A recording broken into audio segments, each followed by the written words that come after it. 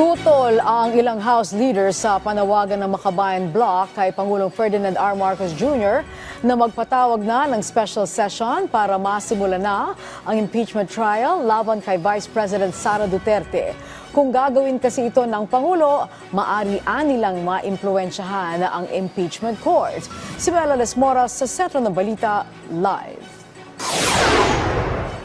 Angelique, magkakaiba ang pananaw ng mga kongresista kung dapat nga bang magpatawag si Pangulong Ferdinand R. Marcos Jr.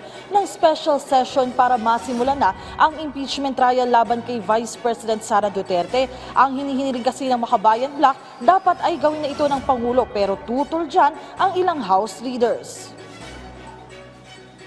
Tutol ang ilang kongresista sa panawagan ng Makabayan Bloc kay Pangulong Ferdinand R. Marcos Jr. na magpatawag na ng special session para masimulan na ng Senado ang impeachment trial laban kay Vice President Sara Duterte.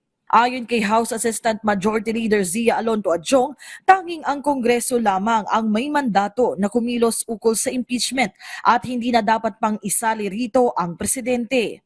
Maaari rin kasing mabahiran ang impeachment court kung magbababa ng kautusan ukol dito ang Pangulo. I disagree in this case with the position of the Makabayan Bloc. Mga kaibigan ko naman sila na sana wag na natin directly na involve ang presidente because sinasabi ho natin we should maintain impartiality of the court. Baka sabihin naman ng mga kritik na yan, kritiko ng ating pamahalaan, na pag ang presidente ang mag-request ng special session, baka sabihin nila it would translate into influencing the senator judges at baka sabihin naman nila ito'y political move. Sang-ayon naman dito si House Deputy Majority Leader Paulo Ortega.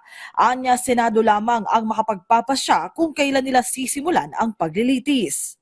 Maraming opinion, maraming iba't ibang opinion coming from different sides, pro or anti, yung mga legal opinions.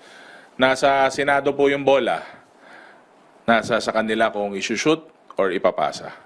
Pagdidiin naman ni House Assistant Majority Leader Ernix Junicio, nakasaad sa konstitusyon na dapat ay agad sinisimulan ang anumang impeachment trial, kaya't sana'y huwag na itong patagalin pa ng mga senador. Ang dali naman kasing intindihin. When you say forthwith, agad-agad. And this is not really for or against anyone. The impeachment process, the Senate acting as an impeachment court, is a venue for both parties to be heard. Let's follow our Constitution at our sentido común na pag sinabing forthwith, agad-agad.